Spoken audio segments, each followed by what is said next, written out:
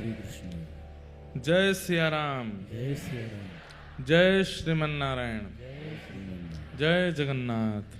जय जगन्नाथ। ठाकुर जी की अहेतु की कृपा से हम आप सब लोग महोदधि समुद्र नारायण भगवान के तट पर विराजमान होकर के श्री जगन्नाथ महाप्रभु के पावन चरणों के आश्रय में मंगलमयी भागवत कथा का श्रवण लाभ कर रहे हैं, जिसमें श्री जगन्नाथ रसोत्सव विशेष रूप से अभिषिंचित हो रहा है।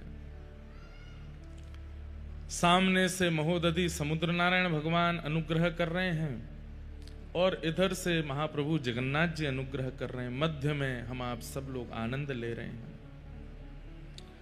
कल बड़े प्रेम और आनंद के साथ हम आप सब लोग भगवान की बाल लीला, जगन्नाथ प्रभु की क्रीड़ा सबका आस्वादन करते हुए गोवर्धन पहुंचे थे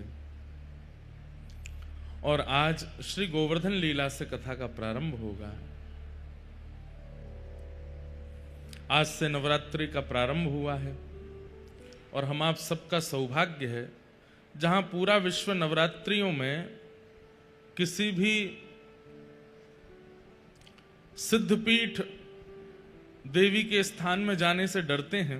क्यों? भीड़ के कारण। हम आप सब लोगों को सहज ही जगन्नाथपुरी में श्री विमला देवी सिद्धपीठ का दर्शन मिल रहा है। आप आज महाप्रभु जगन्नाथ जी का दर्शन करने जाएं, उसके बाद जब आप पीछे विराजमान श्री विमला देवी जी का दर्शन करेंगे, आपकी नवरात्रि का प्रारंभ मंगल में हो जाएगा। क्योंकि इन नवरात्रियों में देवी दर्शन के लिए विश्व भागता है, लेकिन कई लोग डर के मारे नहीं जाते। भीड़ बहुत होगी, वैष्णो देवी में बहुत भीड़ होगी, कामाक्षा देवी में बहुत भीड़ होगी, आदि आदि। पर हम आप सब लोग तो महाप्रभु जगन्नाथ जी के आश्रय में हैं। श्री विमला देवी यहाँ पर सिद्धपीठ के रूप में विराजमान है। महाप्रभु जगन्नाथ जी के बाद विमला देवी को प्रणाम कीजिएगा और अपने पावन नवरात्रि के मंगल उत्सव को, हमने एक दिन कथा में बताया ही था कि विमला देवी यहाँ क्यों विराज रही हैं। महाप्रभु जगन्नाथ जी के महाप्रसाद को पाने के लिए, जिस महाप्रसाद को पाकर के देवादिदेव महादेव आनंदित हो जाते हैं, नारद जी सुख में आ जाते हैं, उस महाप्रसाद की महिमा को अनुभव करने के लिए श्री विमला देवी जी यहां विराजमान है। उनका मधुर दर्शन कीजिएगा। दूसरी बात बंधुओं, ये श्री क्षेत्र है। इसे क्या कहते हैं? श्री क्षेत्र। श्री यानी कि लक्ष्मी। ये लक्ष्मी जी का क्षेत्र है। महाप्रभु जगन्नाथ जी यहां विराजमान हैं, परंतु यहां विशेष रूप से कृपा लक्ष्मी मैया की है। और कहां तक कहें, कोई अतिशयोक्ति तो नहीं होगी हमारी बात से कि केवल जनमानस पर लक्ष्मी जी की कृपा नहीं है, स्वयं जगन्नाथ महाप्रभु पर भी वही कृपा करती हैं। यहां पर लक्ष्मी मैया, लक्ष्मी जी ऐसी कृपालु हैं, वे यहां पर बड़े भाव से, प्रेम से विराजमान हैं। उन्हीं की कृपा से ये पूरा क्षेत्र अभिषिंचित होता है। इसीलिए यहां पर भोग प्रसाद कोई भी झूठा नहीं होता। क्यों? झूठा क्या है? दोष। और लक्ष्मी जी जिस प्रसाद को सिद्ध करती हैं उसमें दोष कभी नहीं आ सकता। इसलिए यहां पर अधर से छुबने के बाद भी महाप्रसाद झूठा नहीं होता। क्यों? क्योंकि लक्ष्मी जी स्वयं सिद्ध करती। अन्य कहीं भी प्रसाद झूठा हो सकता है, उच्चिष्ट हो सकता है, अयोग्य हो सकता है। वैसे तो प्रसाद सब योग्य ही होते हैं, परंतु महाप्रसाद की विशेषता जो इतनी विशेष बनी है उसके पीछे कारण है, क्योंकि लक्ष्मी जी स्वयं सिद्ध करती हैं। इसलिए यहां महाप्रसाद झूठा नहीं होता, उच्छिष्ट नहीं होता। लक्ष्मी जी जिस वस्तु को हाथ लगा दें वो उच्छिष्ट कैसे हो सकती है? ऐसी पराम्बा जगदम्बा श्री लक्ष्मी मैया का ये क्षेत्र है, श्री क्षेत्र। निश्चित ही हम आप सब लोगों का ये नवरात्रि पर्व आज बड़े आनंद के साथ प्रारंभ होगा। ऐसी माँ लक्ष्मी को, माँ बिमला को हम बारंबार प्रणाम करते हैं, वंदन करते हैं। आप सब लोगों को नवरात्रि के मंगल महोत्सव की बहुत बहुत बधाई, बहुत बहुत शुभकामना। आज से आप सब लोग अपने नवरात्रि क्रमों को प्रारंभ कर दीजिएगा। कई लोगों के तो व्रत होंगे, लेकिन एक बात हमारी सुन लो, अभी आज और कल 2 दिन की कथा बची है। इन 2 दिनों में आप महाप्रसाद पा सकते हैं। महाप्रसाद से व्रत नहीं टूटता। हमारी बात बहुत ध्यान से सुनिएगा। महाप्रसाद नित्य सेवन करने वाले व्यक्ति का व्रत ही माना जाता है। इसलिए आप नवरात्रि का व्रत यदि आज से प्रारंभ किए हैं तो उस व्रत में और अभिवर्धन होगा यदि आप महाप्रसाद ग्रहण कर लेंगे तो इसलिए आप महाप्रसाद जरूर पा लीजिएगा। उसमें यह भाव मत रखिएगा हमारा व्रत है हम कैसे पा सकते हैं। 2 दिन कम से कम महाप्रसाद खूब पाइए। जब परसों यहाँ कथा विश्राम होकर आप सब लोग घर निकले तो भी महाप्रसाद पा के ही निकलना। उस दिन का भी कोटा 3 दिन, जितनी ज्यादा महाप्रसाद पालोगे उतना बढ़िया है। और फिर जब अपने घर पहुंच जाएं तब कुछ मत पाइएगा। 9 दिन तक जो आपका नवरात्रि का व्रत रहता है उसको कीजिएगा। महाप्रसाद व्रत ही माना जाता है। ऐसे महाप्रभु जगन्नाथ जी के चरणों में हम बड़े आनंद के साथ अब कथा को विश्राम की ओर ले चल रहे हैं। आज 6वां दिन यहां प्रारंभ, कल विश्राम दिवस है। कल कथा विश्राम उपरांत संध्या में श्री साक्षी गोपाल भगवान का दर्शन करने के लिए जाएंगे। आज तो दीक्षा क्रम होना है, इसलिए आज तो कहीं नहीं जाएंगे, पर कल कथा विश्राम करके साक्षी गोपाल भगवान का दर्शन करने के लिए वहां, मतलब यही मान लीजिए कि पूरी कथा की साक्षी गोपाल जी को दे देंगे कि गोपाल जी लो पूरी कथा सुन आए हैं। बाकी तो देखिए, पुण्य की कामना करने वाले जीव को यह चिंता रहती है कि मेरी साक्षी कौन देगा कि मैं तीर्थ गया, लेकिन भक्तों को इतनी भी इच्छा नहीं रहती। भक्तों को ये भी अभी चिंता नहीं रहती कि हम तीर्थ गए, हमारा पुण्य रखा कि नहीं, वो कहीं हम जमा करवा दें, साक्षी लिखवा दें। भक्तों को इच्छा नहीं रहती।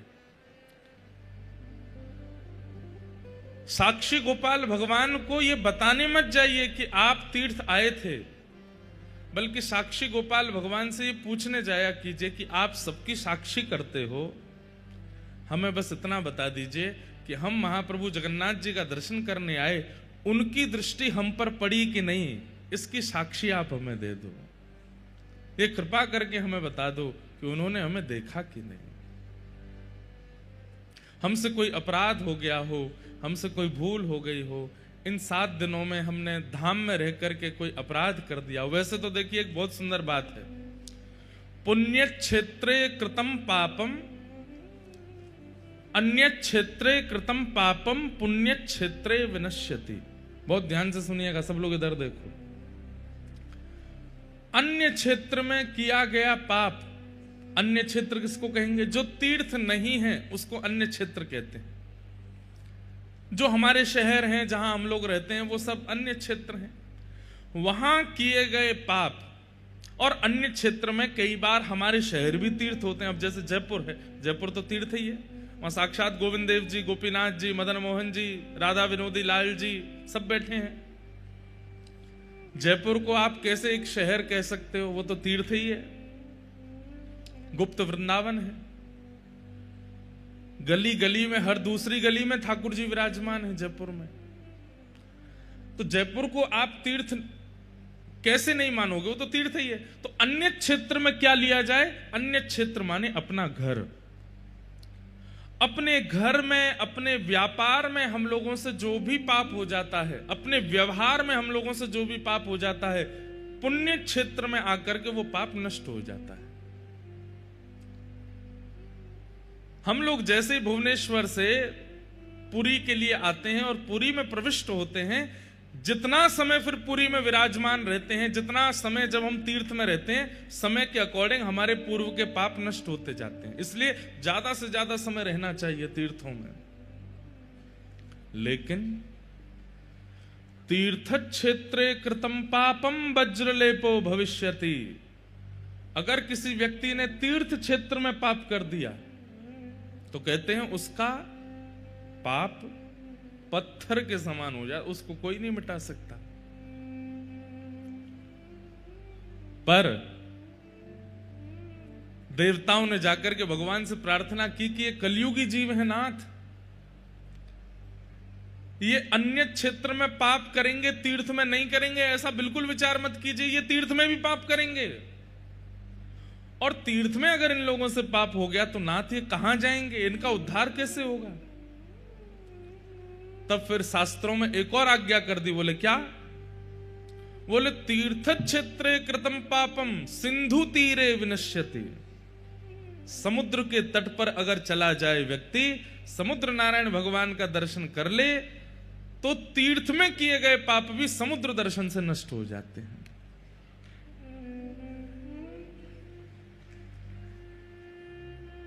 देवताओं के मन में आया कलिकाल में सबसे ज्यादा पाप समुद्र के तट पे ही होंगे। खा रहे हैं, पी रहे हैं, नाच रहे हैं, उल्टे सीधे काम कर रहे हैं, पड़े हैं समुद्र के तट पर। बोले जब समुद्र के तट पर ही पाप हो रहे होंगे फिर कहां जाएंगे ये लोग? तो कहते हैं अन्य क्षेत्र के पाप तीर्थ क्षेत्र में नष्ट होते हैं, तीर्थ क्षेत्र में किए गए पाप सिंधु के दर्शन सिंधु तीर पर नष्ट हो जाते हैं। समुद्र तट पर जितने भी तीर्थ हैं वहां जाने से तीर्थ क्षेत्र के पाप नष्ट हो जाते हैं। लेकिन सिंधु तीर पर भी किया गया पाप, उसका क्या करें? बोले वो तो फिर सिंधु स्नाने विनश्यति, समुद्र में स्नान करने से नाश हो जाता है। आपने तट पर कोई पाप कर दिया तो आप प्रविष्ट हो जाइए, एक डुबकी लगाया और समुद्र में, तो फिर समुद्र में स्नान से तट पे किया गया पाप भी नष्ट हो जाता। आप सोच रहे हैं गंगा, यमुना, कावेरी, नर्मदा और जितनी भी पुण्य नदियां हैं सबका जल है समुद्र में। एक बूंद भी मुख पर जाने से, वैसे तो आपका रोम रोम जो है वो पुलकित हो जाएगा, जरा आचमन करके देख लो समुद्र देवता का। एक हमारे भैया हैं, उनको पता ही नहीं था कि समुद्र खारा होता है। ऐसे ऐसे बड़े विशिष्ट महापुरुष हमारे साथ हैं जिन्हें बहुत कुछ नहीं पता, मिलते रहते हैं। उनको यही नहीं पता था कि समुद्र खारा होता है। तो मेरे साथ स्नान करने गए, पहली बार समुद्र देखा। हमने कही भैया समुद्र में स्नान करने से पूर्व कम से कम अंजलि भर करके आचमन करना चाहिए। नदी में तो केवल एक हाथ से करना चाहिए, पर ये तो समुद्र है, यहां तो पूरा अंजलि भर के जितना जल आ जाए बिल्कुल ऐसी कस के करना, एक बूंद भी नहीं गिरो, पूरा पी जाना। उन्होंने अंजलि भरी महाराज ऐसे, और जैसे ही पान किया ऐसा लगा मानो 440 का किसी ने करंट लगाया हो। पूरे ऊपर से नीचे तक हिल गए, बाल बाल सब खड़े हो गए उनके।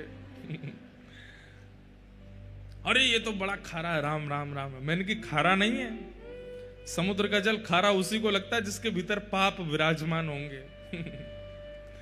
मैंने कि रोज पी पी करके चेक किया करो कि पाप कम हुए कि नहीं। सुख है।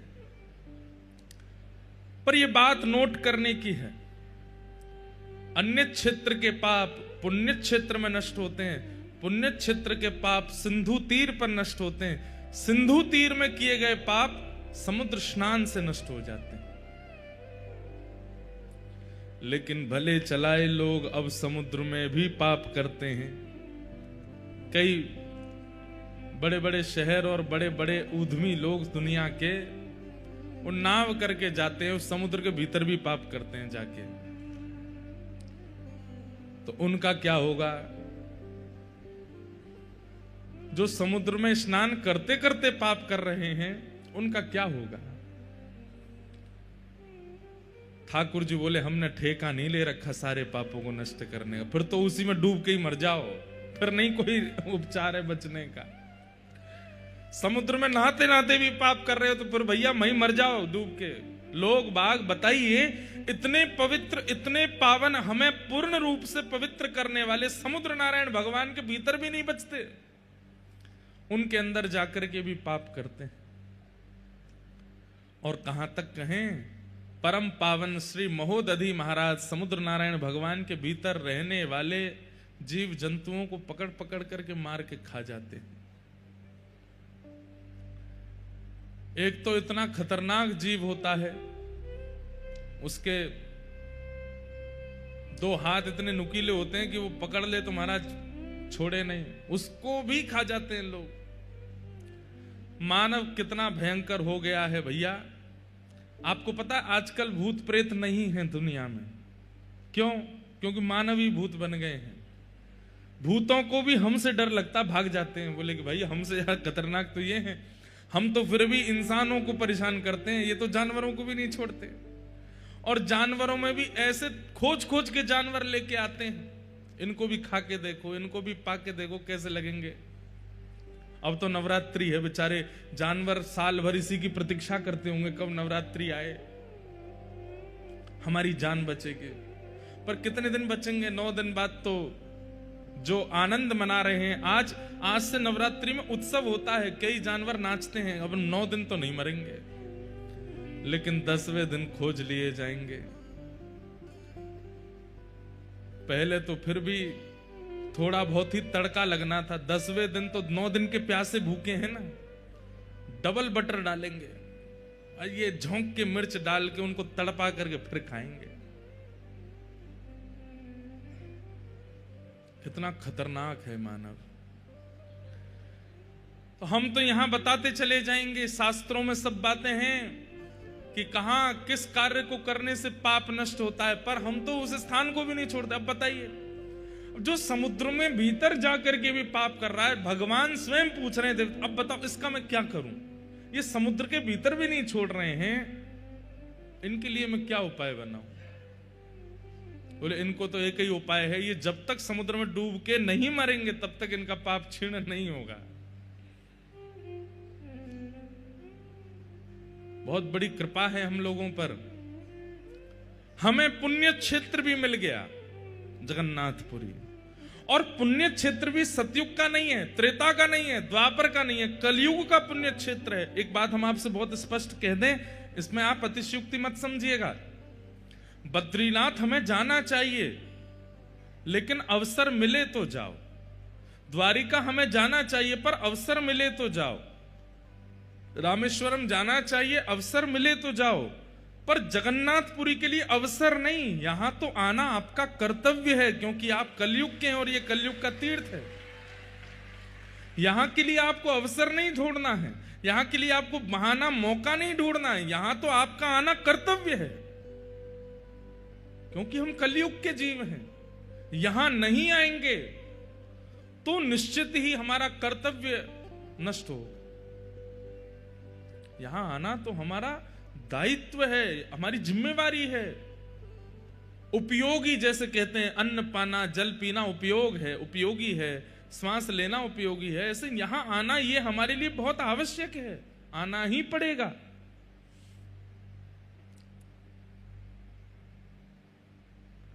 तो कितनी बड़ी कृपा है महाप्रभु जगन्नाथ जी की कि पुण्य क्षेत्र भी मिल गया, और पुण्य क्षेत्र भी कलयुग का पुण्य क्षेत्र, उसमें भी फिर सिंधु तीर भी मिल गया, समुद्र का तट भी मिल गया, और तीसरा समुद्र स्नान करने का अवसर भी मिल गया, चौथा महाप्रसाद सेवन का अवसर भी मिल गया, पांचवा श्रीमद् भागवत और श्री जगन्नाथ रस कथा सुनने का भी अवसर मिल गया, छठवा पितृपक्ष की तिथियां मिल गई, सातवां नवरात्रि की तिथियां मिल गई, आठवां ठाकुर जी के मंगल उत्सव मनाने का अवसर मिल गया, नौवां मंगल प्रभात फेरी करने का अवसर मिल गया, और 10वां महाप्रभु जगन्नाथ जी के नेत्र उत्सव करने का अवसर मिल गया, नेत्रों से देखने का अवसर मिल गया। महाप्रभु जगन्नाथ जी जब श्री मंदिर से आते हैं रथ यात्रा के लिए, उस उत्सव को नेत्र उत्सव कहा जाता है। क्या कहते हैं? नेत्र उत्सव, क्योंकि 15 दिन बाद महाप्रभु जगन्नाथ जी का दर्शन होता है। उसको नेत्र उत्सव कहते हैं। कितनी कृपा है ठाकुर जी की। इन सब कृपाओं पर अगर आपका ध्यान नहीं जा रहा है तो ये आपका दुर्भाग्य है। बड़ी कृपा है ठाकुर जी की। ठाकुर जी ने सब ब्रजवासियों को ले जाकर के गोवर्धन पूजा कराई है। गोवर्धन पुजवायो। श्री गिरिराज जी की शरण में जाकर के सब ब्रजवासियों ने 56 भोग लगाए। 56 भोग लगावे के बाद में श्री गिरिराज बाबा के चरणन में प्रणाम कियो। 4 भुजा वाले श्री गोवर्धन नाथ प्रकट हो गए। बोलो गोवर्धन नाथ की। श्री गोवर्धन नाथ 4 भुजा धारण करके प्रकट हो गए। ब्रजवासी सब आनंदित है गए। अरे देवता प्रकट है गयो, देवता प्रकट है गयो, चलो। और सब ब्रजवासियों ने जाकर के अपने अपने 56 भोग महा श्री गिरिराज बाबा को अर्पित किए, पूजा करी। इंद्र को कोप आया और क्रोध के कारण इंद्र ने मेघमालाओं को आज्ञा कर दी, जाओ जाकर के पूरे ब्रजमंडल पे इतनी वर्षा करो कि व्रज डूब जाए। बंधुओं एक बात हमारी सुनिएगा।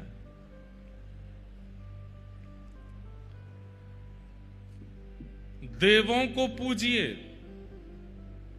देवियों को भी पूजिए, पर चित्त में स्थान भगवान को दीजिए। क्यों? उचित पूजा ना करने पर, उचित नियम ना करने पर देवी देवता नाराज हो जाते हैं। ऐसा हमने सुना। आपने अगर क्रम से नहीं किया, नियम से नहीं किया, उचित पूर्वक नहीं किया, कहीं भी कोई कमी छोड़ दी, पुष्प अच्छे वाले नहीं चढ़ाए, दिया नहीं जलाया, देसी घी से ये नहीं किया, वो नहीं किया, तो कहते हैं आपके देवता इष्ट नाराज हो गए।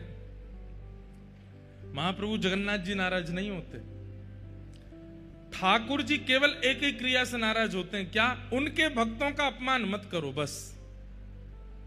उनकी सेवा में चूक हो जाए कोई दिक्कत नहीं, उनके प्रसाद में चूक हो जाए कोई दिक्कत नहीं, उनके श्रृंगार में चूक हो जाए कोई दिक्कत नहीं, पर कहीं अगर आपने उनके वैष्णव भक्तों की सेवा में चूक कर दी तो वो नाराज होते हैं। लेकिन देवी देवता वो तो अपनी सेवा से ही नाराज रहते हैं, इससे नाराज हो। अब इंद्र ने क्या किया? ब्रजवासी जो हजारों वर्षों से इंद्र की पूजा करते आ रहे थे, उन ब्रजवासियों ने एक बार इंद्र की पूजा ना करके नारायण की पूजा कर दी, नाराज हो गया इंद्र। ऐसे तो मानवों का स्वभाव होता है। तुम मुझे ही पूछो, तुम मुझसे ही मिलो, मेरी ही सुनो, मुझसे ही बात करो, मेरे अलावा किसी को देखना नहीं। ये मानवों का स्वभाव होता है। और किसी से बात भी कर ली तो मानव नाराज हो जाता है। ठाकुर जी ऐसे थोड़े हैं। अब आप जगन्नाथ मंदिर जाते हैं, जगन्नाथ मंदिर कितने सारे देवी देवता हैं। महाप्रभु जगन्नाथ जी मध्य में बैठे, पर चारों तरफ सब देवी देवता विराज रहे हैं। आप किसी अन्य देवी का दर्शन करने के लिए बाहर जाओ, देवता का, तो महाप्रभु जी नाराज होते हैं? नहीं होते। बल्कि उन्होंने तो नियम बना रखा है कि मेरे बाद इनको भी देखना पड़ेगा, इनको भी पूजना पड़ेगा, इनको भी पूजना पड़ेगा। ये सब राजी रहेंगे तभी मैं राजी रहूंगा। ये सर्वव्यापकता और समरसता का स्वभाव जिनमें है वो भगवान है। जो केवल मुझे पूजो, मेरे अलावा किसी को मत पूजना, ये भाव जिन देवी देवताओं में है, ऐसों को पूजना नहीं चाहिए। प्रणाम सबको करो, दंडवत सबको करो, आरती सबकी करो, पर हृदय में स्थान केवल महाप्रभु जगन्नाथ जी को प्रदान करो। साक्षात नारायण वही जगन्नाथ हैं, वही श्री कृष्ण हैं, वही श्री राम हैं।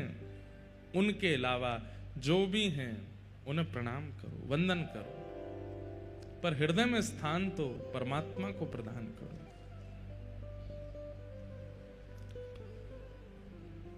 इंद्र ने कोप में भर करके मेघमालाओं को आज्ञा कर दी और कह दिया इतनी वर्षा करो कि पूरा ब्रज डूब जाए।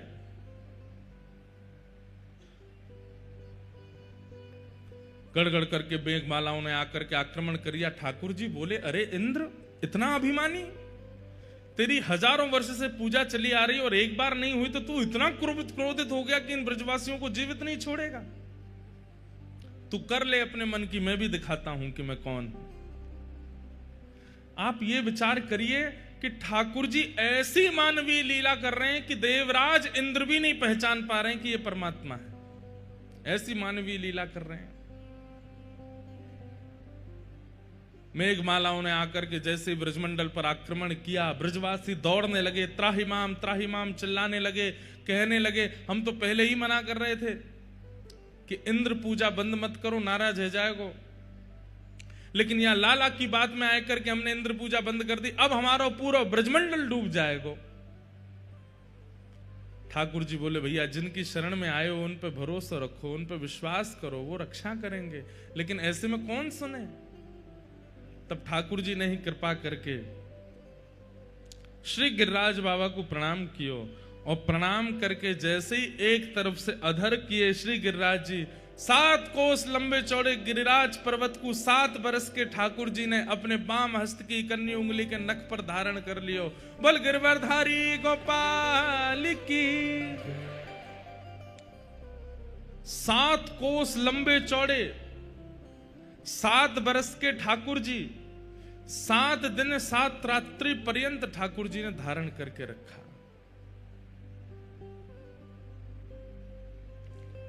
जैसे ही श्री गिरिराज जी को अपनी बाम हस्त की कन्नी उंगली के नख पर धारण किया, सब ब्रजवासियों ने देखा, अरे लाला ने पहाड़ उठा लियो, अरे लाला ने पत्थर उठा लियो, अरे लाला ने पहाड़ उठा लियो, गिरिराज जी उठा लिए।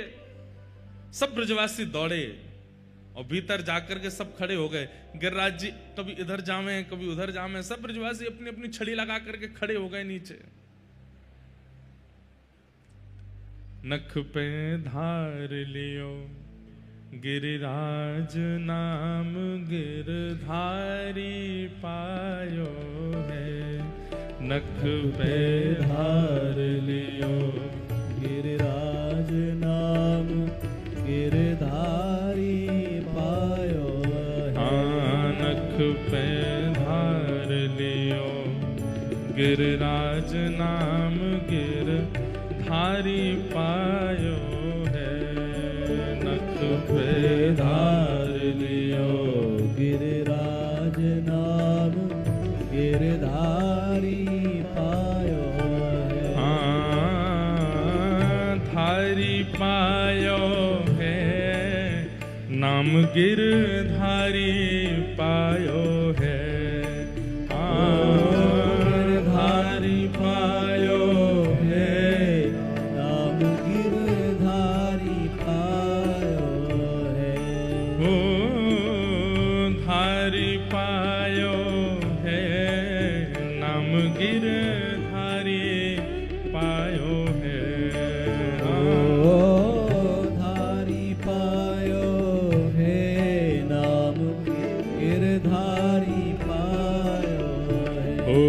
नख पे धार लियो गिरिराज नाम गिरधारी पायो है। नख पे धार लियो गिरिराज नाम गिरधारी पायो। नख पे धार लियो गिरिराज नाम गिरधारी पायो है। नख पे धार लियो गिरिराज नाम गिरधारी पायो है।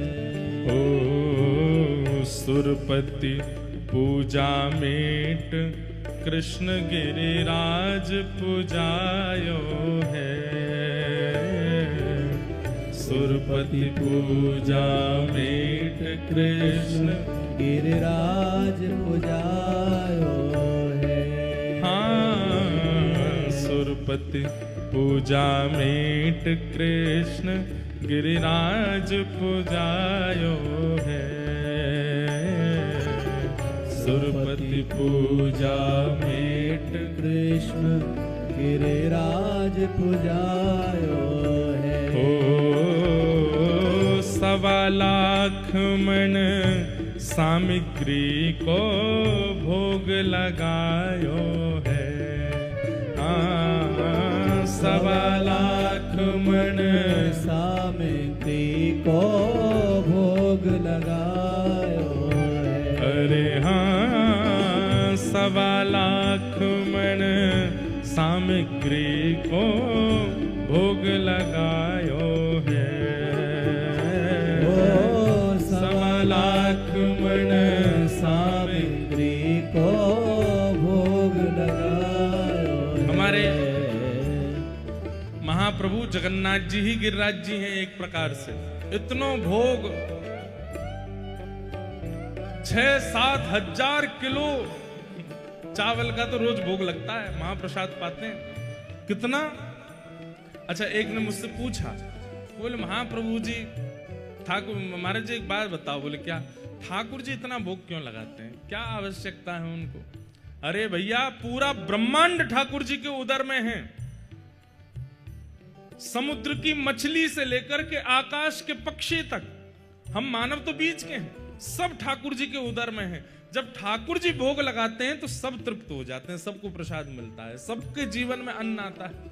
ये हमारे पास जो आज खाने की सामग्री आ रही है, पक्षियों को जो मिल रहा है, यहाँ पर जल के सब जीवों को जो प्राप्त हो रहा है, ये सब महाप्रभु जी की कृपा से हो रहा है। उनके उदर में सब विद्यमान है। जब उनका भोग लगता है तभी सबको प्राप्त होता है। इसलिए ये 6-7 हजार किलो चावल भी कम है। यहाँ देखो कितना भोग लगाया ठाकुर जी ने। श्री गिरिराज जी की प्रथम पूजा में 1.25 लाख मन सामग्री को भोग लगायो है। क्या कह रहे हैं? हमारे ब्रज में पद आते हैं। अब वो पद अगर मैं गाऊं तो बहुत लंबे पद हो जाएंगे, पर एक बार हमने सोचा है कि एक बार केवल 7 दिन गिरिराज लीला सुनाएंगे। और उस गिरिराज लीला में एक एक बात, उसमें एक भाव आता है, कितनी सामग्री लेकर के गए हैं ब्रजवासी? बोले इतनी सामग्री लेकर के गए कि नीचे से लेकर के श्री गिरिराज जी की शिखर तक सामने जब सामग्री रखी गई तो उतने ही ऊंची सामग्री हो गई जितने ऊंचे श्री गिरिराज जी हैं। मतलब 2 पहाड़ हैं, एक तो श्री गिरिराज जी और दूसरी सामग्री का पहाड़ है। हमारे ब्रज में आज भी नियम है, आप लोग अन्नकूट का दर्शन करने जाओगे, राधा वल्लभ जी में अन्नकूट का दर्शन करो, गिरिराज जी में अन्नकूट का दर्शन करोगे, तो आप क्या देखेंगे? सामने चावल का पहाड़ बनाया जाता है और वो इतना ऊंचा होता है कि राधा वल्लभ जी नहीं दिखते, वो पहाड़ ही दिखता है। राधा वल्लभ जी को देखने के लिए या तो उस कोने जाना पड़ता है या तब दिखते हैं वो। क्यों? पहाड़ से ही ढक देते हैं ठाकुर जी को, चावल के पहाड़ से। उसके पीछे भाव क्या है? बोले कि जब लाला ने प्रथम गिरिराज पूजा करी तो इतनी ही सामग्री धरी कि गिरिराज जी ढक गए, वहां में छुप गए। ऐसा भोग लगाया ठाकुर जी को 1.25 लाख मन। और एक और बात, आज जितने ऊंचे लंबे चौड़े गिरिराज जी हैं, ठाकुर जी के काल में इतने नहीं थे, इससे भी विशाल थे। वो तो तिल भर रोज पृथ्वी में जा रहे हैं, तब नेक्से से दिखाई दे रहे हैं हमको। जब ठाकुर जी ने गिरिराज जी उठाया था तो कहते हैं 7 कोस लंबे, 7 कोस चौड़े और 7 कोस ऊंचे श्री गिरिराज जी हैं। जब ठाकुर जी ने नख पे धारण किए तो सोचो सामग्री कितनी है। 1.25 लाख मन सामग्री को भोग लगायो है। हाँ, 1.25 लाख मन सामग्री को भोग लगायो। हाँ, नख पे धार लियो गिरिराज नाम, गिरधारी पायो है। नख पे धार लियो गिरिराज नाम, गिरधारी पायो है। नख पे धार लियो गिरिराज नाम, गिरधारी पायो है। नख पे धार लियो गिरिराज नाम, गिरधारी बोल गिरिराज धरण की।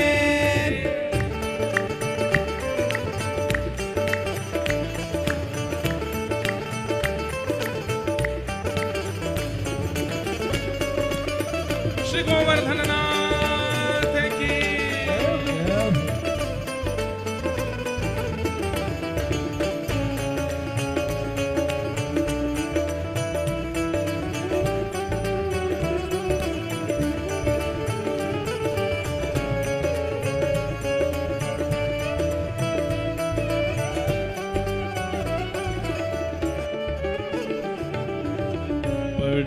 स्वर्ग में खबर क्रोध सुरपति को छायो है।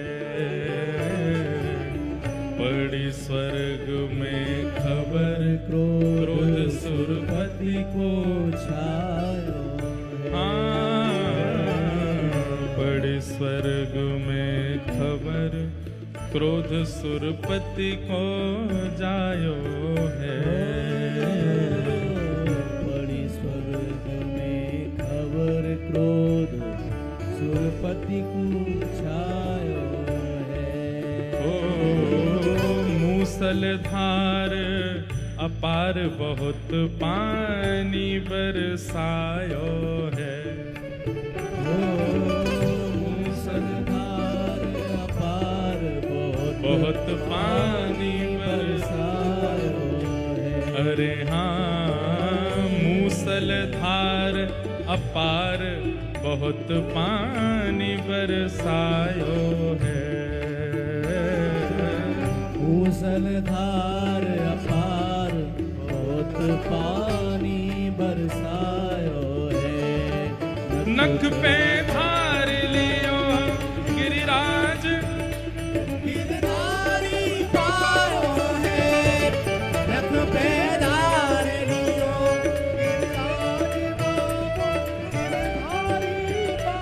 गिरधारी पायो है। नाम गिरधारी पायो है। गिरधारी पायो है। नाम गिरधारी पायो।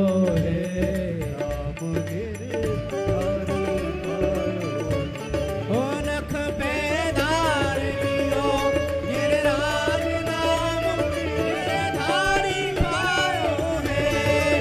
नख पे धार लियो गिरराज नाम गिरधारी पायो है।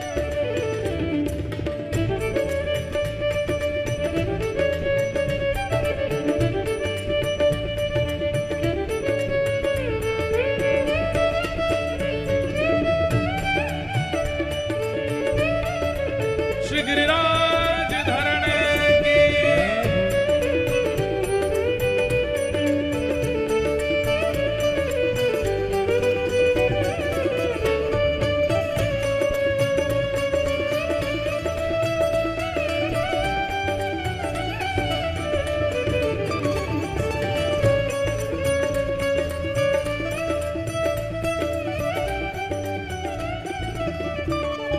और पड़ी न ब्रज में बूंद इंद्र देखत घबरायो है। पड़ी न ब्रज में बूंद इंद्र देखत महाराज जिन वर्षाओं से प्रलयकालीन समुद्र को प्रकट किया जाता है वो सांबर्तक ऋतु गई हैं ब्रज पर वर्षा करने के लिए, लेकिन इंद्र ने जब देखा तो क्या पाया, एक बूंद भी नहीं गई है ब्रज में। पड़ी न ब्रज में बूंद देख इंद्र ही घबरायो है। पड़ी न ब्रज में बूंद इंद्र देखत घबरायो है। क्यों? ब्रजवासी सब कहें कृष्ण गिरिराज उठायो है। हाँ ब्रजवासी सब कहें कृष्ण गिरिराज उठायो है। अरे हाँ ब्रजवासी सब कहें कृष्ण गिरिराज उठायो है। ब्रजवासी सब कहें कृष्ण गिरिराज उठायो। नख पे ओ नख पे ओ नख पे धार लियो गिरिराज नाम गिरधारी पायो है। नख पे धार लियो गिरिराज नाम गिरधारी पायो है। नख पे धार लियो गिरिराज नाम गिरधारी पायो है। नख पे धार लियो गिरिराज नाम गिरधारी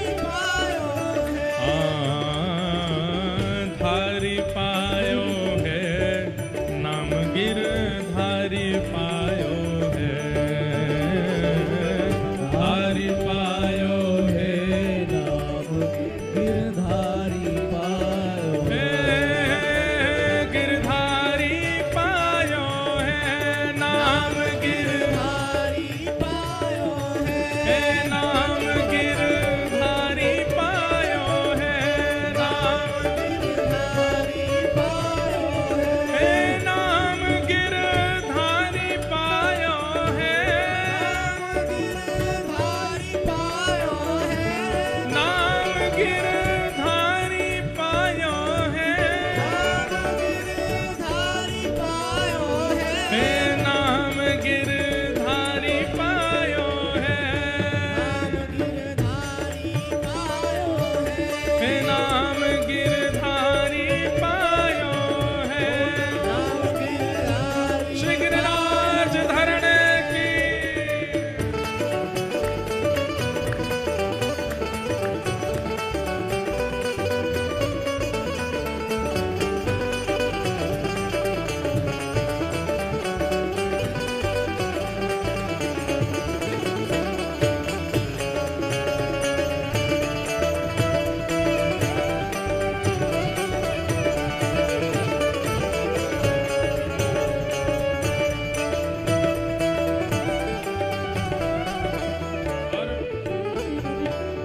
धन धन श्री व्रज चंद्र इंद्र को मान घटायो है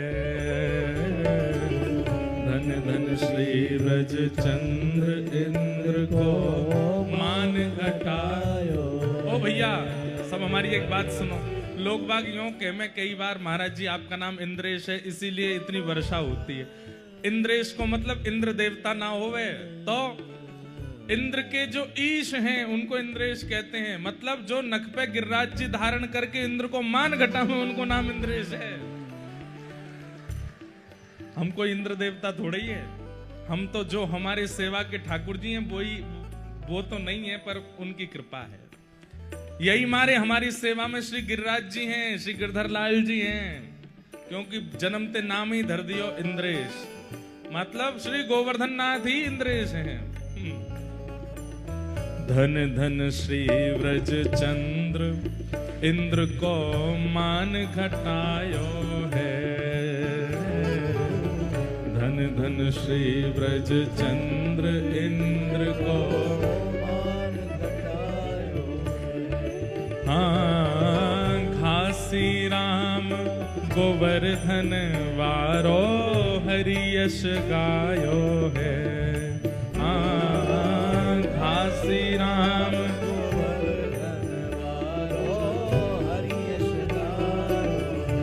अरे हाँ घासी राम गोवर्धन वारो हरि यश गायो है हाँ घासी राम। ये हमारे ब्रज के रसिया के बड़े अच्छे मार्मिक विद्वान हैं, घासी राम जी थे पहले, अब यह की नहीं पता उन्हें। इन्होंने बड़े पद गाए हैं श्री गिरिराज जी के। लग रही आस करूं ब्रजवास तलहटी गोवर्धन की मैं, ये पद भी इन्हीं का ही है। गिरिराज वास में पाऊं ब्रज तज कहीं अनत न जाऊं, ये पद भी इन्हीं का ही है। ऐसे श्री घासी राम जी इन्होंने गिरिराज लीला के बड़े पद गाए। घासी राम गोवर्धन वारो हरि जस गायो है हाँ घासी राम गोवर्धन वारो हरि जस गायो हाँ अरे नख पे धार लियो गिरिराज नाम गिरधारी पायो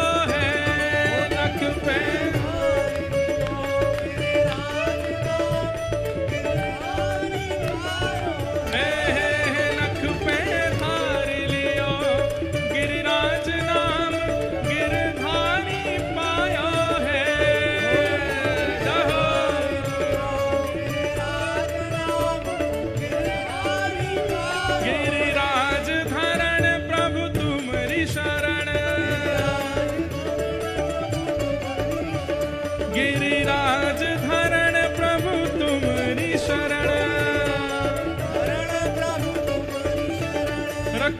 गिरिराज हमारी गोवर्धन, ओ गिरिराज धरण प्रभु तुम्हारी शरण, गिरिराज धरण प्रभु तुम्हारी शरण, तेरा को लाज हमारी गोवर्धन, ओ गिरिराज धरण प्रभु तुम्हारी शरण, ओ जय राधे राधे, श्री राधे राधे, ओ प्यारो गिरिवरधारी, प्यारो गिरिवरधारी, श्री कृष्ण मुरारी, श्री कृष्ण मुरारी, बरसाने वारी, श्री राधे राधे, भजो राधे राधे, श्री राधे राधे, भजो राधे राधे, श्री राधे राधे, भजो राधे राधे, श्री राधे राधे, राधे राधे। ये देखो साक्षात ठाकुर जी आए हैं।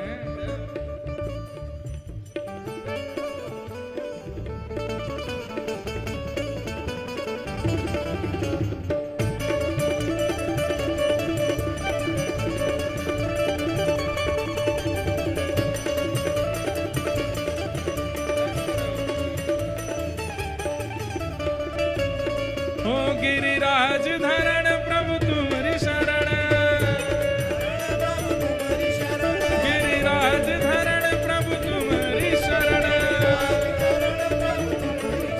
जय राधे राधे, श्री राधे राधे, जय राधे राधे, श्री राधे राधे, जय राधे राधे, श्री राधे राधे, जय राधे राधे, श्री राधे राधे, जय जय श्री राम, जय जय श्री राम, जय जय श्री राधे।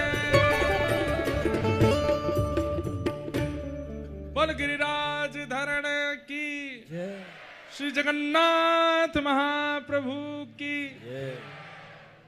ये देखो जगन्नाथ जी आए खुद चल के। कहां से आए महाराज? हैं? यूं कह रहे हैं पुरी से। तो पुरी में तो जगन्नाथ जी हैं, वही हो क्या आप? अच्छा, यूं कह रहे हैं मैं कान्हा हूं। जय हो, आपकी जय हो। कहाँ विराजोगे? यहीं विराजोगे? विराज जा, आ जाओ। मैं एक देर बैठ लो यहीं पे, ठीक है? ऐसे विराजे नहीं। जय हो। तो नख पे धार लियो गिरिराज नाम, गिरधारी पायो है। तुम में जान तो है ना? कहां से उठा लिए इतने बड़े गिरिराज जी? ताकत है? फिर तो उठाए लोगे? वाह। कछु माखन को बल बढ़ो, कछु गोपन करी सहाय, श्री राधे जू की कृपा सो मैंने गिरिवर लियो उठा। कछु माखन को बल बढ़ो, कछु गोपन करी सहाय, श्री राधे जू की कृपा सो मैंने गिरिवर लियो। बंधुओं, ये गिरिराज लीला ठाकुर जी को बहुत प्रिय है। क्यों? गीत गोविंद में यही पंक्ति गा रहे थे जयदेव महाप्रभु जब जगन्नाथ जी मचल गए और मचल करके कहने लगे जय जय देव हरे, जय जगदीश हरे नहीं, जय जय देव हरे।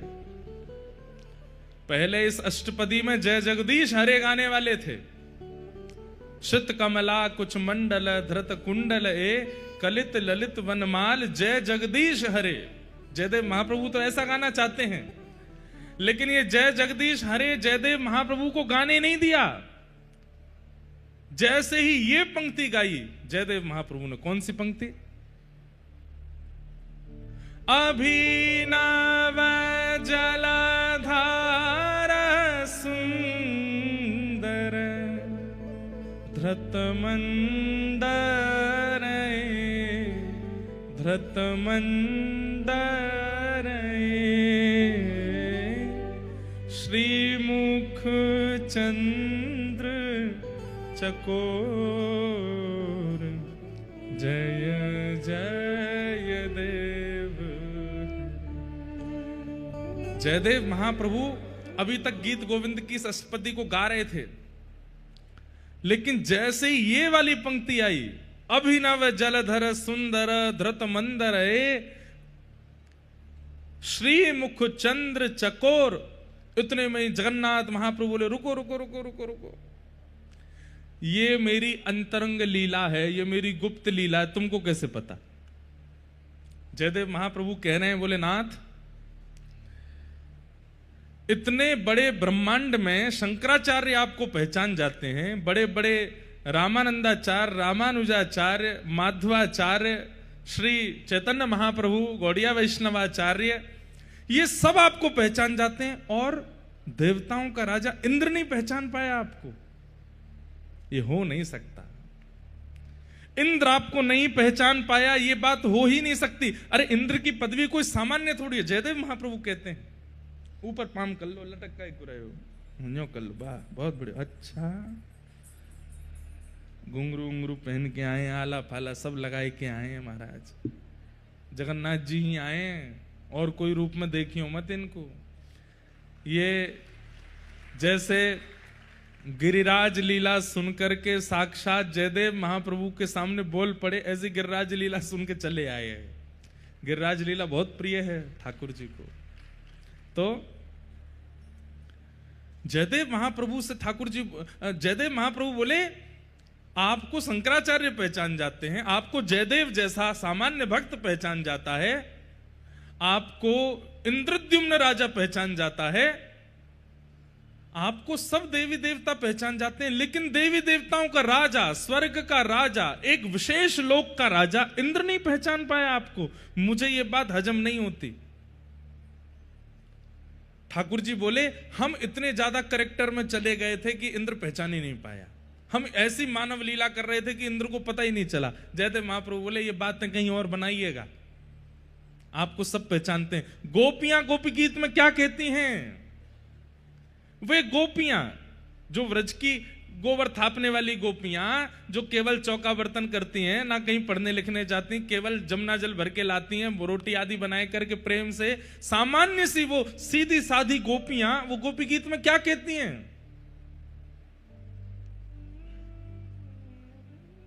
न खलु गोपिका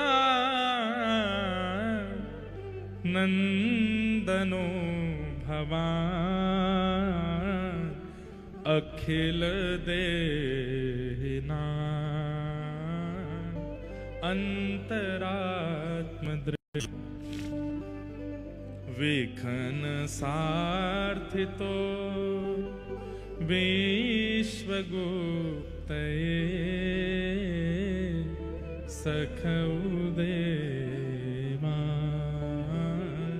सात्वतां कुले। जयदेव महाप्रभु कहते हैं वो गोपियां, सामान्य सी सीधी सादी गोपियां, जिन्होंने वेद का दर्शन नहीं किया, जिन्होंने शास्त्रों का दर्शन नहीं किया, वे गोपियां आपके सामने खड़े होकर के गोपी गीत में कहती हैं हम जानती हैं कि तुम नंद के लाला नहीं हो, हम जानती हैं तुम यशोदा के लाला नहीं हो। ठाकुर जी बोले हम बे, मैं तो देवकी को लाला हूं। बोले सुनो बात मत बनाओ, तुम देवकी के लाला भी नहीं हो, तो फिर मैं कौन हूं? बोले अखिल देही नाम अंतरात्म दृक्, पूरे ब्रह्मांड में सर्व जीवात्मा के चित्त में निवास करने वाले साक्षात जगन्नाथ आप हो, हम जानती हैं। आप साक्षात परमात्मा हो, हम ये बात जानती हैं, हम इसे जानती हैं।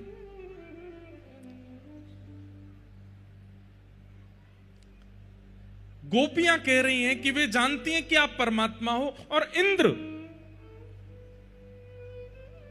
स्वर्ग लोक का राजा वो आपको नहीं पहचान पाया। जगन्नाथ भगवान शांत हो गए, बोले तुम क्या कहना चाहते हो?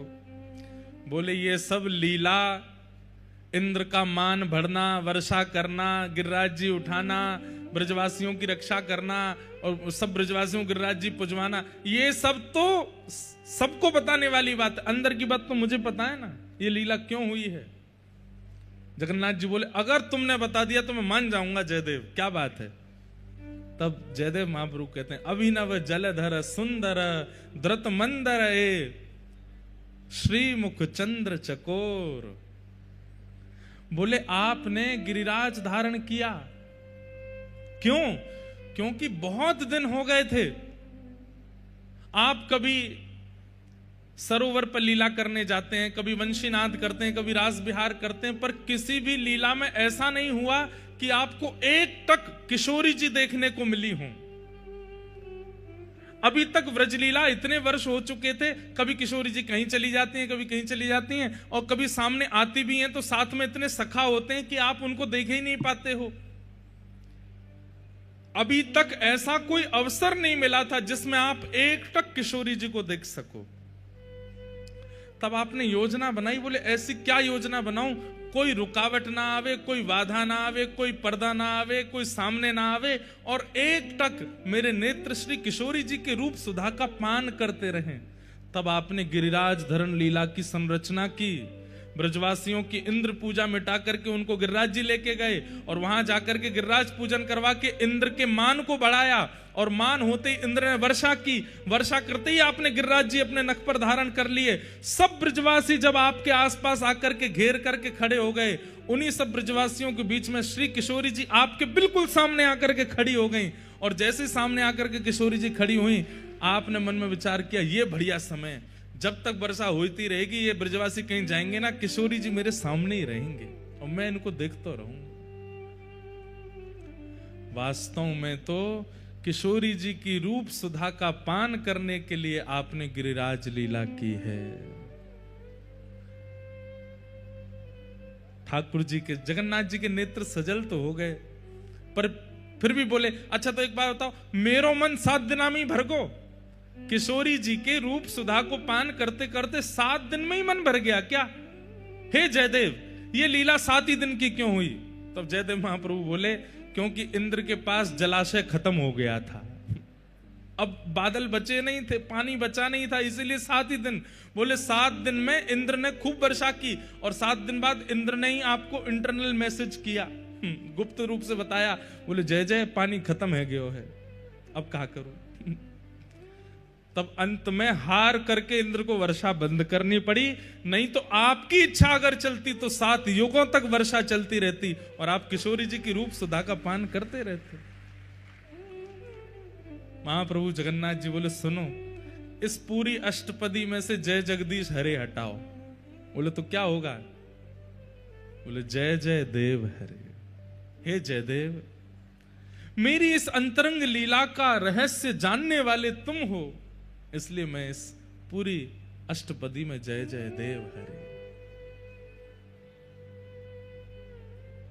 महाप्रभु जगन्नाथ जी प्रसन्न हो गए। रो तो ना रहे आप? कहीं अपनी लीला सुन के रो गए हों? अभिनव जलधर सुंदर धृत मंदर श्रीमुख चंद्र चकोर जय जय देव हरे। किशोरी जी की रूप सुधा का पान कर रहे हैं श्री ठाकुर जी। ऐसे श्री गिरिराज धरण को हम बारंबार प्रणाम करते हैं। चलो जाओ मैया पास बैठ जाओ, हैं प्रेम से पहियो माखन बुलाते रहियो जगन्नाथपुरी। वाह, 2 चारण पे बंसी मार जाओ, ये मंच पे बैठे कहाँ हैं? मार दो बंसी, ये पंडित जी 2 चारण के सिर पे मार जाओ। हम ऐसे मारे करें? पूतना वाले हाथ दिखाए दो एक बार। जय हो।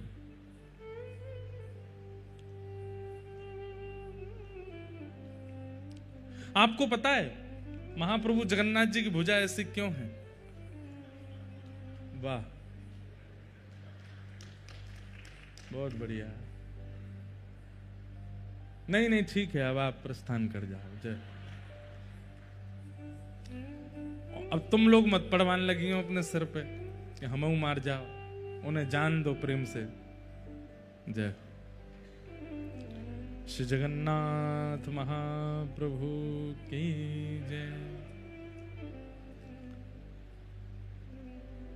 ठाकुर जी ने मधुर लीला की। तो हम ये बात कह रहे थे महाप्रभु जगन्नाथ जी की भुजाएं ऐसी क्यों हैं? हाँ, अब आप लोग उनको प्रेम से जाने दो, कथा सुनते रहो। हाँ, अब बस बस बहुत है कि अब जिनको वो मन से मार जाए वही ठीक है, जबरदस्ती मत पड़वाइए।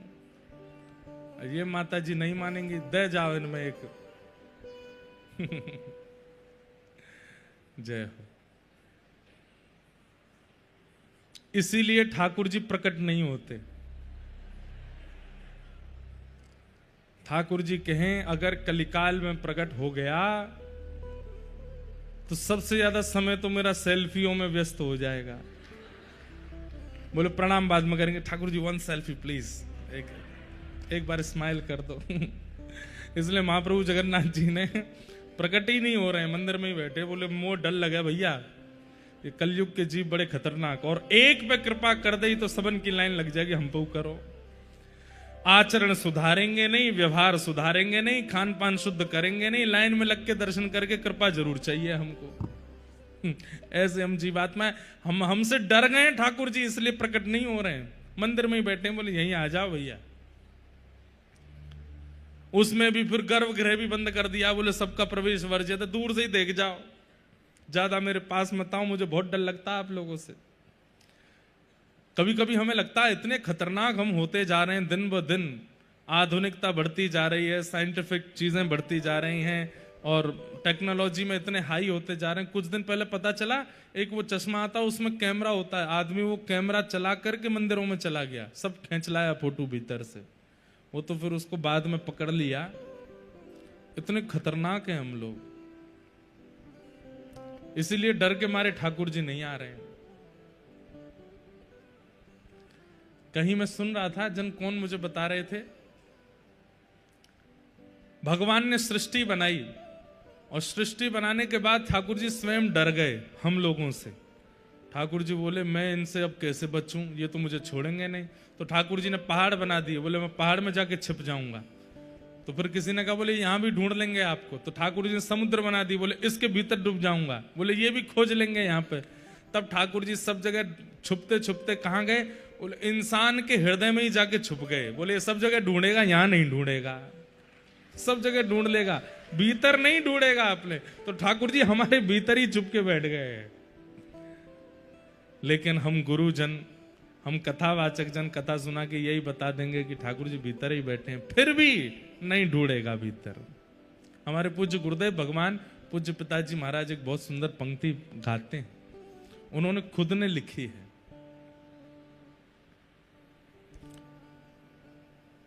ढूंढ लिया जग सारा मैंने, दर्शना तेरा पाया। ढूंढ लिया जग सारा मैंने, दर्शना तेरा पाया। जब मन को एकाग्र किया तो तू दिल बीच समाया। सब जगह ढूंढ लिया, मुझे आप नहीं मिले, लेकिन जब मैंने गुरुआश्रय में जाकर के मन को एकाग्र किया तो मैंने क्या पाया।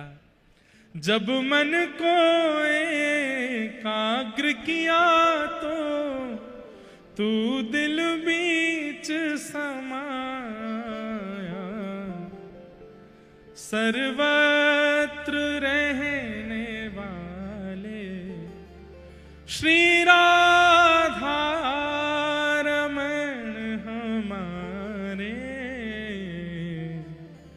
मैं दास हूँ तुम्हारा, मैं दास हूँ तुम्हारा।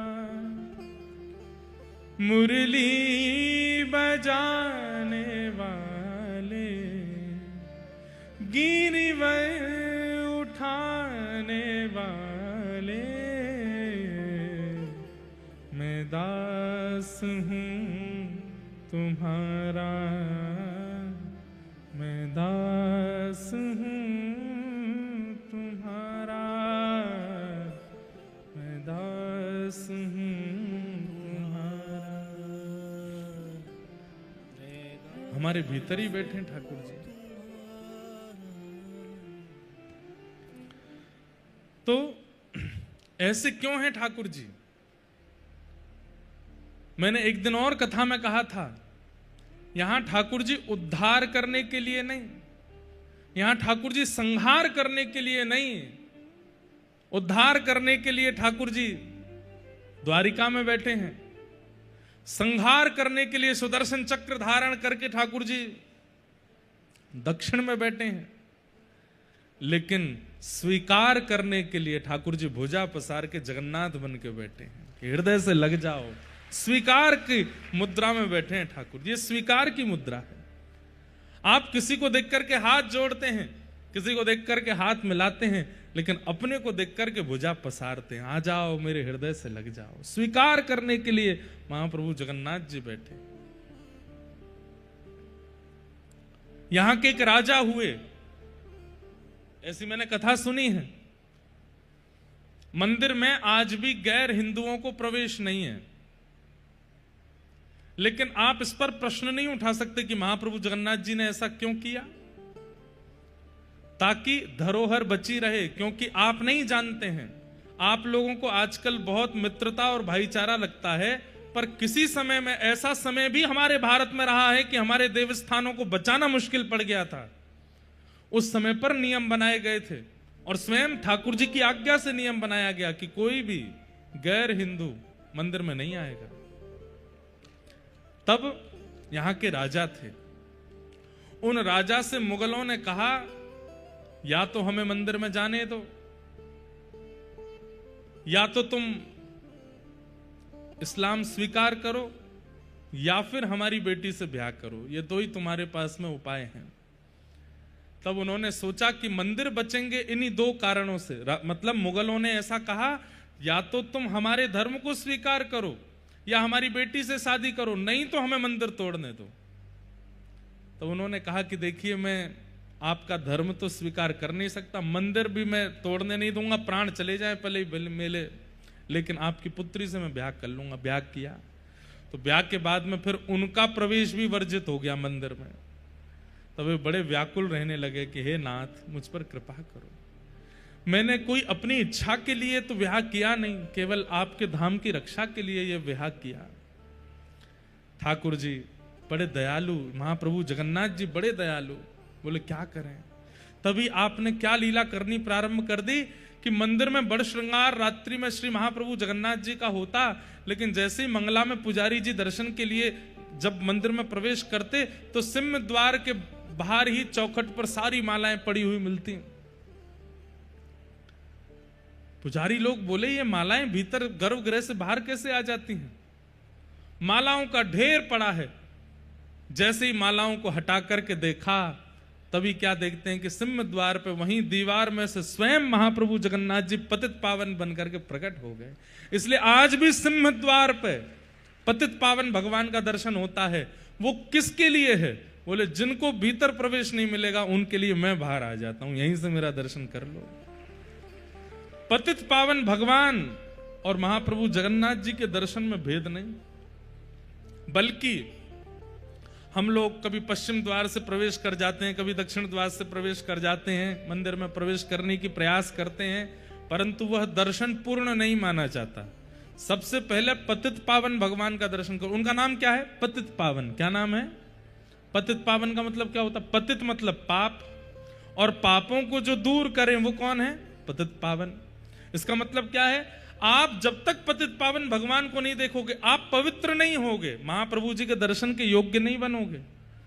अगर आप अन्य किसी द्वार से प्रविष्ट हो जाते हैं तो इसका मतलब आप पापयुक्त, अज्ञान युक्त और विचारों से अपवित्र युक्त होकर के महाप्रभु जी के सामने चले गए हो।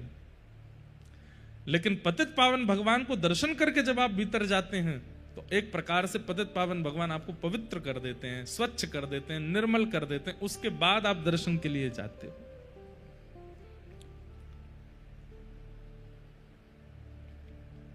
ऐसे पतित पावन भगवान कितनी कृपा करके ठाकुर जी प्रकट हो गए। और रसखान कालीन भक्तों के लिए, ताज बेगम कालीन भक्तों के लिए कई ऐसे भक्त हुए, ताज खां जैसे भक्तों के लिए, सालबेग जैसे भक्तों के लिए महाप्रभु जगन्नाथ ही पतित पावन बनकर के प्रकट हो गए। ऐसा अगर मैं कह दूं तो कोई अतिशयोक्ति नहीं, मेरी बात को अन्यथा मत लीजिएगा। भीतर वाले जगन्नाथ जी ने फिर भी गिने चुनों पर कृपा की है, पर पतित पावन भगवान ने तो सब पर कृपा की है। सालबेग भी इन्हीं के ही दास हैं, रसखान भी इन्हीं के ही दास हैं, और सदना कसाई, सदन कसाई, वो भी पतित पावन भगवान की कृपा से प्रकट हुए। उन पर कृपा भी पतित पावन भगवान ने की। इसलिए सिंह द्वार पे पतित पावन भगवान, उनका दर्शन करो।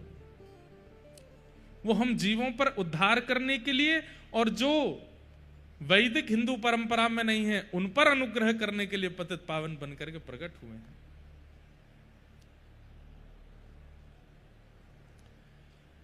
भगवान ने गिरिराज लीला की, इंद्र के ऊपर कृपा की। तत्पश्चात महाप्रभु हमारे बार बार यहां पे ठाकुर जी गोविंद कृष्ण गोपाल निकलते ही नहीं, महाप्रभु जगन्नाथ ही निकलते हैं हर लीलाओं में। ठाकुर जी ने गिरिराज लीला के बाद में फिर गायों का उद्धार किया, गायों की सेवा की, तो गायों ने भगवान को एक नाम प्रदान किया, गोविंद। भगवान का नाम गोविंद पड़ा। एकादशी व्रत की महिमा बताई गई और तत्पश्चात रास पंचाध्याय का प्रारंभ हुआ। रास पंचाध्याय देखो, वैसे तो रास पूर्णिमा, शरद पूर्णिमा को रास होता है, परंतु भारत के कई प्रांतों में आज से ही रास का क्रम प्रारंभ हो जाता। नवरात्रियों में रास गरबा करते हैं, कथा में भी आज ही रास आया है। आज ही नवरात्रि के प्रथम दिन ही रास का प्रसंग आया है। भगवान पिता रात्रि शरदोत्फुल्ल मल्लिका विक्षरन्तुं मनश्चक्रे योग मायामुपाश्रिता।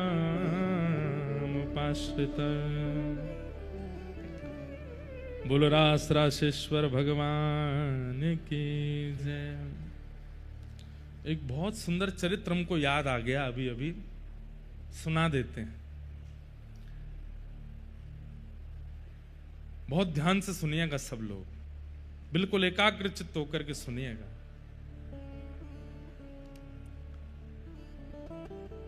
जैसे रास में गोपियों की महत्वता है, ठाकुर जी की महत्वता है, श्री किशोरी जी की महत्वता है, पर ठाकुर जी, किशोरी जी और गोपियों से भी अधिक महत्व किसका है? वंशी का। ठाकुर जी की वंशी। सब लोग इधर देखिए, बहुत ध्यान से सुनिएगा। ठाकुर जी की वंशी अगर नई बाजी होती तो रास कभी नहीं हो पाता। ठाकुर जी की वंशी प्राण है गोपियों की, किशोरी जी की प्राण है उस वंशी में।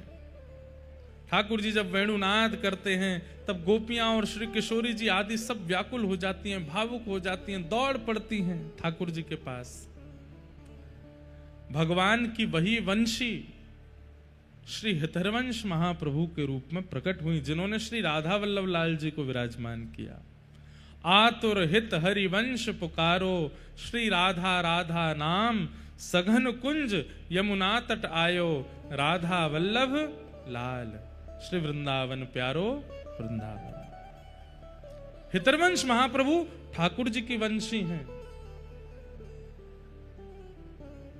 ऐसे ही वृंदावन में यमुना तट पर ठाकुर जी ने वंशी बजाई और किशोरी जी और सब गोपियां चली आईं।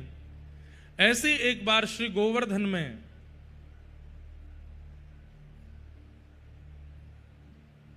श्री गोवर्धन में किशोरी जी की इच्छा हुई कि श्याम सुंदर यहां आ जाते तो हम रास विहार करते। कैसे बुलाएं? श्याम सुंदर तो बहुत दूर हैं। श्याम सुंदर को कैसे बुलवाया जाए? और कोई गोपी जाकर के ठाकुर जी को आमंत्रण देकर के आएगी तो अब तक तो बहुत समय लग जाएगा। तब एक गोपी ने युक्ति बताई, अरे श्यामाजू, जैसे ठाकुर जी वंशीनाद करके हम सबन को बुलावे, आज आपकी बड़ी इच्छा है रही है रास विहार करवे की। आप एक काम करो, जैसे ठाकुर जी वंशी बुला के हमें बुलावे, आप भी वंशी बजा करके ठाकुर जी को बुलाओ। तब किशोरी जी ने अधर पर वेणु धारण की और वंशी धारण करके जैसे ही वेणुनाद किया किशोरी जी ने, दूर वन में यमुना पल्ली पार गैया चरा रहे श्याम सुंदर, उनके कानों में जैसी वंशी धुनी गई है, वो धुन नहीं थी, उसमें शब्द थे, हे श्याम सुंदर, हम समस्त गोपांगनाओं के साथ श्री राधा रानी आपकी प्रतीक्षा कर रही हैं, जल्दी पधारो। ठाकुर जी तुरंत गए, मधुमंगल सीधा माते कही, जल्दी मेरी गैया संभालो, मैं जा रहा हूं। बोले कहां जा रहा हो लाला? बोले अरे श्यामा जी बुला रही हैं। पहली बार किशोरी जी ने वंशीनाद करके ठाकुर जी को बुलाया और दौड़ते भागते उछलते कूदते श्याम सुंदर दौड़ करके श्री गोवर्धन आए और श्री गिरिराज जी में आकर के ठाकुर जी ने किशोरी जी के साथ रास विहार किया। बंधुओं, अभी हमारी रेवासा में कथा थी, परम पूजनीय श्री मलुक पीठ वाले पूज्य महाराज जी की सन्निधि में। आज पूज्य महाराज जी के कृपा पात्र भी पधारे हैं। पूज्य महाराज जी का यहाँ स्थान भी है श्री जगन्नाथपुरी में। तो महाराज जी ने हमको एक लीला सुनाई। बोले कि रामावतार में श्री सीता जी वंशी बजाती हैं और श्री राम जी वीणा बजाते हैं। सियाजू वंशी बजाती हैं, राम जी वीणा बजाते हैं, और उन दोनों की एक लीला दोनों को बहुत भाती है। तब किशोरी जी से राघव जी कहते हैं कि आप वंशी इतनी मधुर बजाते हैं, हमें सिखा दो। तो किशोरी जी मतलब जानकी जी राम जी को वंशी सिखाती हैं और राम जी सीता जी को वीणा सिखाते हैं। इसी के भाव से श्री द्वापर युग में ठाकुर जी वंशी बजाते हैं और श्री राधा रानी वीणा बजाती हैं। क्यों? बोले राधा रानी वीणा क्यों बजाती हैं? बोले राम जी ने सिखाया वीणा बजाना। और ठाकुर जी वंशी क्यों बजाते हैं? बोले सीता जी ने सिखाई है वंशी बजानी। गुरु ठाकुर जी की किशोरी जी हैं। ठाकुर जी के नेत्र सजल हो गए, ऐसी मधुर वेणु बजा रही हैं श्री किशोरी जी अपने अधर पर धारण करके। अब उसका पद भी है, पर अब मैं ढूंढने बैठूंगा तो समय निकल जाएगा। एक पद है, किशोरी जी कैसी वंशी बजाती हैं। ठाकुर जी इतने रीझ गए किशोरी जी की वंशी पर। ठाकुर जी बोले, हे श्यामाजू, ये इतनी मधुर वंशी आपने बजाई है, ये वंशी मुझको प्रदान कर दो। किशोरी जी बोली, जैसी आपकी वंशी मोते नाय बजेगी, ऐसी मेरी वंशी आपते नाय बजेगी। आपकी वंशी मेरी अनन्य है और मेरी वंशी आपकी अनन्य है, इसलिए आप या वंशी को मत मांगो। तो फिर वही जैसे ठाकुर जी की वंशी हितरवंश महाप्रभु के रूप में प्रकट हुई, ऐसे किशोरी जी की अधर की वंशी वंशी अली सखी के रूप में प्रकट हुए कलिकाल में। आज उनकी जन्म तिथि है आज। और इससे भी बड़ी बात पता है क्या है? श्री वंशी अली जी किशोरी जी के वंशी के अवतार हैं। ये पूरे विश्व को किसने बताया? महाप्रभु जगन्नाथ जी ने। महाप्रभु जगन्नाथ जी ने उनका परिचय दिया कि विश्व में ये जो आचार्य चरण हुए हैं, हितरवंश महाप्रभु का परिचय श्री राधा वल्लभ जी से हुआ। गोपाल भट्ट गोस्वामी जी का परिचय श्री राधा रमण जी से हुआ। श्री रूप सनातन गोस्वामी जी का परिचय मदन मोहन जी और गोविंद देव जी ने दिया। श्री मधु पंडित जी का परिचय गोपीनाथ जी ने किया। श्री हरिराम व्यास जी का परिचय जुगल किशोर जी ने दिया। स्वामी श्री हरिदास जी का परिचय श्री कुंज बिहारी लाल जी ने किया। ठीक वैसे ही वंशी अली जी का पूरे विश्व को परिचय महाप्रभु जगन्नाथ जी ने दिया। कैसे? वंशी अली जी का जन्म हुआ आज ही के दिन। और एक और बात बताएं, ये ऐसे आचार्य हैं आज ही इनकी जन्म तिथि भी है और आज ही इनकी प्रस्थान तिथि भी है। ये अपने जन्मोत्सव वाले दिन ही प्रस्थान कर गए थे। किशोरी जी के परम भागवत भक्त, और दिल्ली में इनका जन्म हुआ था। आपके पूज्य पिताजी महाराज श्री प्रद्युम्न मिश्र जी, और प्रद्युम्न मिश्र जी आपके पिताजी थे। कृष्णावती जी आपकी मैया, जिनके यहां पर वंशी अली जी जन्म हुआ। जन्म लेते ही आपने नेत्र नहीं खोले, दुग्धपान नहीं किया, कोई भी मुख से शब्द नहीं कहा। 3 दिन तक आप बिल्कुल अचेत अवस्था में पड़े रहे। लेकिन आपके पिताजी वृंदावन के ही थे, इस नाते से ब्रजवासियों का आना जाना दिल्ली में लगा रहता था। सन 1700 कुछ में आपका जन्म हुआ था, आज से सन 1700 कुछ में। अब कितने वर्ष हो गए होंगे? लगभग 300 के कुछ वर्ष हो गए होंगे। तो वंशी अली जी के यहां पर ब्रजवासियों का आना जाना रहता था। तो ब्रजवासियों ने आकर के देखा तो यहां पर पिताजी महाराज जो आपके थे प्रद्युम्न मिश्र जी, वो बिल्कुल प्रसन्न मुद्रा में नहीं थे। तो ब्रजवासियों ने कहा, आपके घर लाला भयो, आप खुश क्यों नहीं हो? बोले, लाला तो भयो, लेकिन जब से जन्म भयो है ना कछु बोले, ना कछु गावे, ना कछु कहवे, ना कछु पीवे, कोई चेष्टा ही नहीं करे।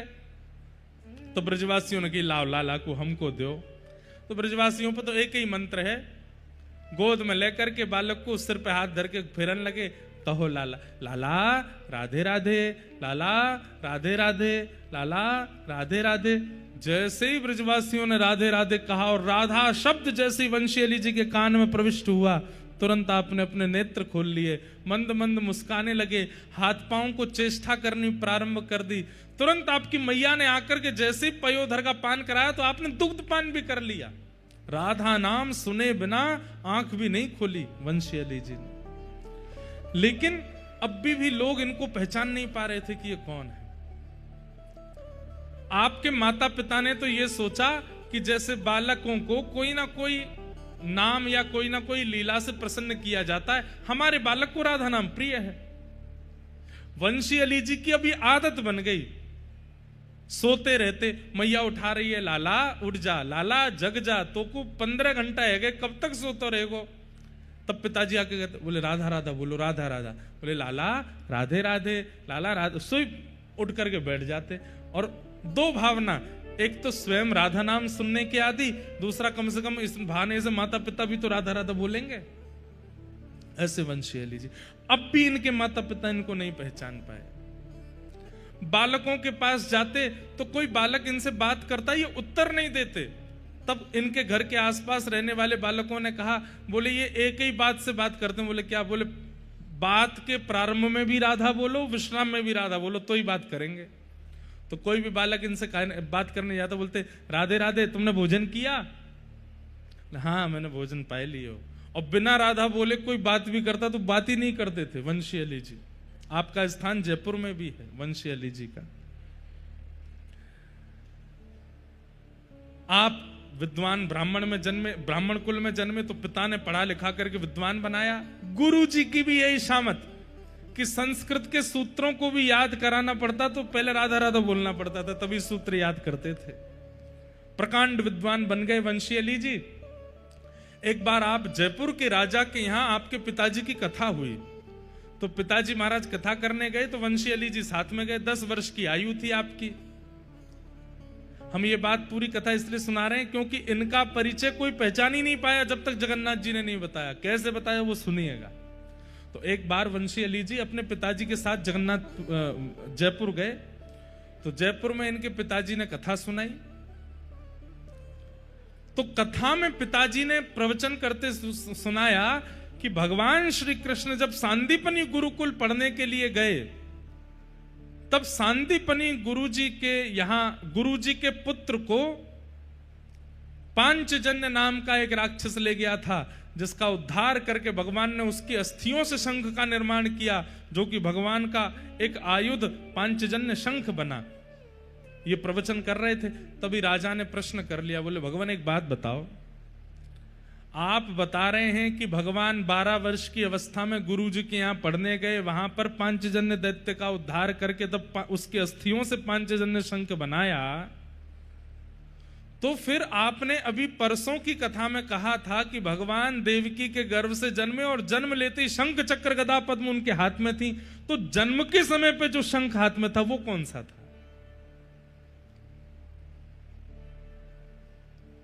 बड़े बड़े विद्वान वहां पर बैठे थे। राजा का प्रश्न इतना कठिन था कि इसका उत्तर देना बड़ा मुश्किल। बोले आपके अनुसार 12 वर्ष की अवस्था में भगवान गुरुकुल गए और वहां जाकर के फिर गुरुदेव के पुत्र की रक्षा के लिए पांचजन्य को मार के शंख बनाया। तो फिर 12 वर्ष पहले जब जन्म लिया था ठाकुर जी ने, तो तमद्भुतम बालकम अम्बुजक्षणम चतुर्भुजम शंख गदायुधायुधम, कंस के कारागृह में जन्म के समय शंख कहां से आया ठाकुर जी के हाथ में, और उसका नाम भी पांचजन्य कैसे हो गया? तब प्रद्युम्न मिश्र जी, आपने अपने पुत्र वंशी अली जी की ओर देखा। बोले वंशी, तब आपका नाम वंशीधर था, वंशी अली नहीं था। वंशीधर, इनके प्रश्न का उत्तर दो। तुम पढ़ करके विद्वान बन के आए हो, इसके प्रश्न का उत्तर क्या होगा? तो वंशीधर जी खड़े होकर के बोले राजन हमारी बात ध्यान से सुनो। बोले क्या? भगवान के 4 अवतार हुए, कौन कौन से? बोले राम, कृष्ण, नृसिंह और वराह। और इन चारों अवतारों में भगवान ने किसका उद्धार किया? वो हिरण्यकश्यप, हिरण्याक्ष, रावण, कुंभकर्ण, तंतवक्र और शिशुपाल। ये सारे राक्षस पूर्व में कौन थे? बोले पूर्व में ये जय विजय थे। तो बोले मुझे ये बताइए कि जब ये रावण कुंभकर्ण बनकर के आए थे तब वैकुंठ में जय विजय नहीं थे? राजा बोले हमने तो सुना है कि ये नित्य पार्षद हैं, ये भले ही रावण कुंभकर्ण बन के आए, हिरण्याक्ष हिरण्यकश्यप बन के आए, जय विजय रूप से तो ये हमेशा ठाकुर जी के द्वार पर ही खड़े रहते हैं। बोले ठीक वैसे ही भगवान के आयुधों का अवतार नहीं होता, वे किसी रूप में नहीं आते, वो तो नित्य हैं। भगवान का शंख पांचजन्य नित्य है, वो सदा ठाकुर जी के साथ में रहता है। लेकिन एक बार पांचजन्य से एक संत का अपराध हो गया, एक ऋषि का अपराध हो गया, जिसके कारण उस ऋषि ने कहा तुम रहते भगवान के पास हो लेकिन फिर भी तुम संतों का अपमान करते हो, इसके लिए तुमको अपने पद से भ्रष्ट होकर राक्षस बनना पड़ेगा। तो पांचजन्य तो नित्य भगवान के साथ रहता है, लेकिन एक संत के अपमान के कारण संत ने उन्हें श्राप दिया और इसी कारण पांचजन्य शंख को राक्षस बन के आना पड़ा।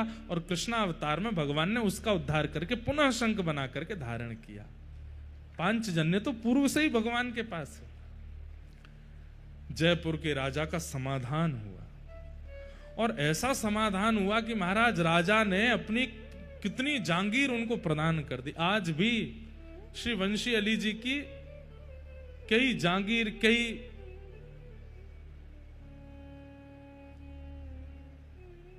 भूमि जयपुर में है, कब्जा हो गया कहते हैं उस पर, लेकिन वो वंशी अली जी का है, राजा ने खुद प्रदान किया। इतने विद्वान, अब भी पिताजी को लगा कि ये केवल विद्वान है, लेकिन राजा का समाधान करते ही वंशी अली जी वहां राधा नाम संकीर्तन करने लगे, उन्माद उच्च स्वर में नाचने लगे, गाने लगे और दौड़ते हुए श्री गोविंद देव जी के पास गए और सामने जाकर के नृत्य करने लगे। अब पिताजी को अपने पुत्र की विद्वत्ता तो दिखती है, लेकिन राधा के प्रति इतना प्रेम, किशोरी जी के प्रति इतना प्रेम, ये उनको अनुभव नहीं होता कि ये क्यों है।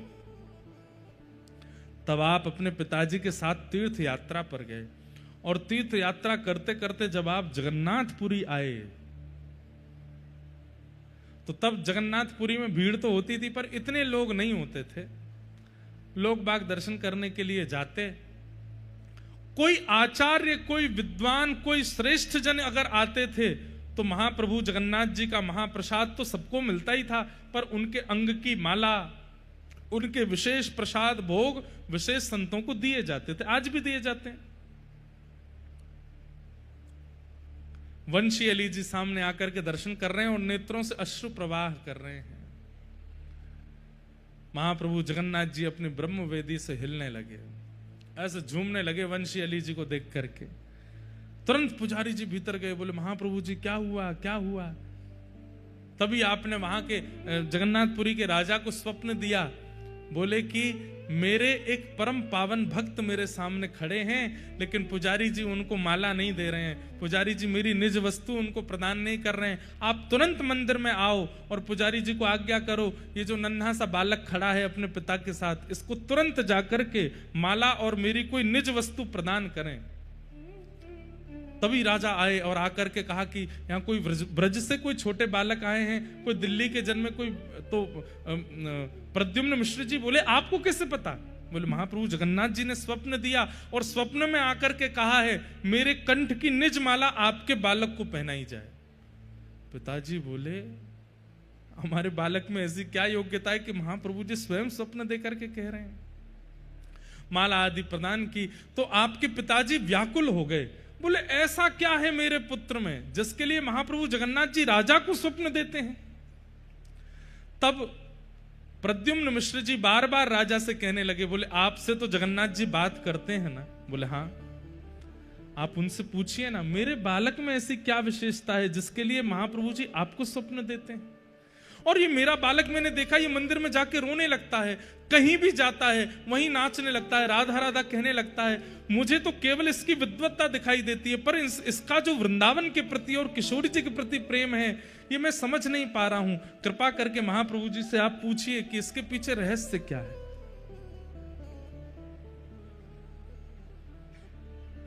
तब राजा ने महाप्रभु जी से पूछा कि हे महाप्रभु जी, जिस बालक को आपने आज माला प्रदान करने की आज्ञा की वो बालक इतना श्रेष्ठ क्यों है, कृपा करके हमें बताओ। तब महाप्रभु जगन्नाथ जी राजा को स्वप्न देकर के कहते हैं जिस प्रकार मेरे अधर की वंशी हितरिवंश महाप्रभु के रूप में प्रकट होकर राधा वल्लभ लाल जी को विराजमान करते हैं, ऐसे ही मेरी प्राण पिया किशोरी जी की वंशी ही उस बालक के रूप में वंशीधर बन करके आई है। ये किशोरी जी की वंशी है। ये बात पूरे विश्व को किसने बताई? जगन्नाथ महाप्रभु ने।